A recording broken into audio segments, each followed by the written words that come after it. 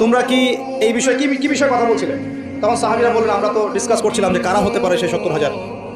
নবীজি বললেন, শোনো, ওই 70,000 মানুষ, এক নাম্বার, ওই 70,000 মানুষ পাখি উড়িয়ে ভাগ্য গণনা করে না। প্রথম কাজটা কি?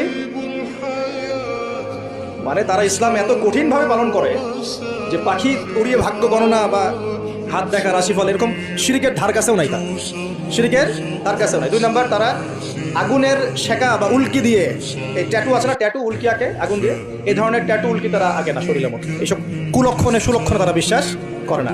3 নাম্বার, তারা অবৈধ ঝাড়ফুঁক করে না। অবৈধ ঝাড়ফুঁক করে না। বৈধ ঝাড়ফুঁক করা যাবে, সূরা ফাতিহা পড়ে ঝাড়ফুঁক করা যাবে, সূরা ফালাক নাস ইখলাস পড়ে পড়া যাবে, আয়াতুল কুরসি পড়ে পড়া যাবে, কুরআন হাদিস দিয়ে ঝাড়ফুঁক করা যাবে। কিন্তু অবৈধ কিছু ঝাড়ফুঁক আছে না, তান্ত্রিক কবিরাজদের কাছে মানুষ করে, এগুলো করা যাবে না।